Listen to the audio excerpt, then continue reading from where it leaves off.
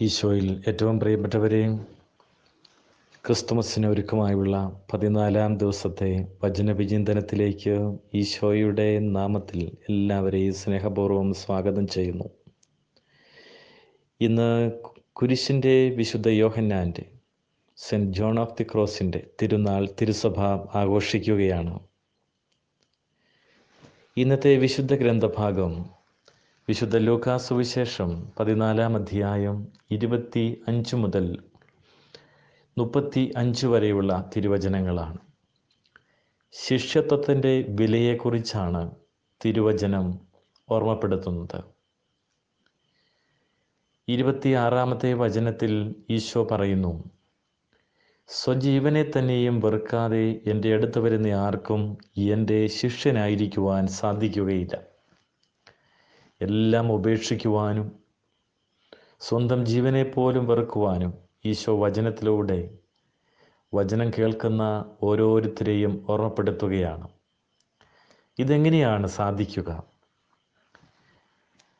വിശുദ്ധ പൗലോസ്ലീഹ കൊറിന്തോസിലെ സഭയ്ക്ക് എഴുതിയ 1-ാം ലേഖനത്തിൽ 2-ാം അധ്യായത്തിൽ 9-ാം വചനം ഇങ്ങനെയാണ് പറയുക: എഴുതപ്പെട്ടിരിക്കുന്നത് പോലെ ദൈവം തന്നെ സ്നേഹിക്കുന്നവർക്കായി സജ്ജീകരിച്ചിരിക്കുന്നവ കണ്ണുകൾ കാണുകയോ ചെവികൾ കേൾക്കുകയോ മനുഷ്യ മനസ്സ് ഗ്രഹിക്കുകയോ ചെയ്തിട്ടില്ല.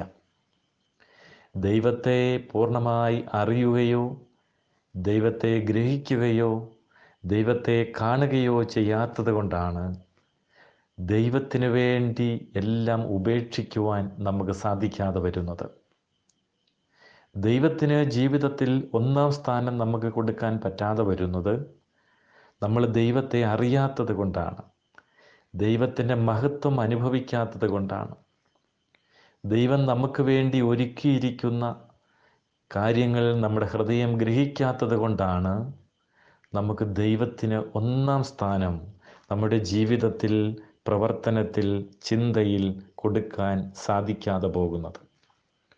വിശ്വാസമെന്ന് പറയുന്നത് ദൈവം നമുക്ക് വേണ്ടി ഒരുക്കിയിരിക്കുന്ന രക്ഷയുടെ പ്രവൃത്തികളെ കാണുന്നതാണ്, അത് അനുഭവിക്കുന്നതാണ്, അതിലേക്ക് വളരുന്നതാണ്. വിശ്വാസത്തിലേക്ക് നമുക്ക് ഈ ക്രിസ്തുമസിൻ്റെ നാളുകളിൽ വളരാൻ പരിശ്രമിക്കാം. രക്ഷകനായ ദൈവത്തെ സ്വീകരിക്കുന്നതിന് വേണ്ടി നമ്മൾ ഒരുങ്ങുമ്പോൾ രക്ഷയുടെ അനുഭവത്തിലേക്ക് നമ്മുടെ കണ്ണുകളെ നമുക്ക് ഉയർത്താം, ഹൃദയങ്ങളെ നമുക്ക് ജ്വലിപ്പിക്കാം. നമ്മുടെ ജീവിതത്തിൽ ദൈവത്തിൻ്റെ അനുഗ്രഹം സമൃദ്ധമായിട്ട് കടന്നു വരട്ടെ. കണ്ണുകൾ കൊണ്ട് കണ്ട്, ഹൃദയം കൊണ്ട് ഗ്രഹിച്ച് ദൈവം നമുക്ക് വേണ്ടി ഒരുക്കിയിരിക്കുന്ന എല്ലാ പ്രവൃത്തികളെയും മനസ്സിലാക്കി ദൈവത്തിന് ജീവിതത്തിൽ 1-ാം സ്ഥാനം കൊടുക്കുവാൻ ഇടയാകട്ടെ. നമ്മുടെ കർത്താവ് ഈശോ മിശിഹായുടെ കൃപയും പിതാവായ ദൈവത്തിൻ്റെ സ്നേഹവും പരിശുദ്ധാത്മാവിൻ്റെ സഹവാസവും എല്ലാവർക്കും ദൈവത്തിന് 1-ാം സ്ഥാനം കൊടുക്കുവാൻ ഇടയാകട്ടെ. ആമേൻ.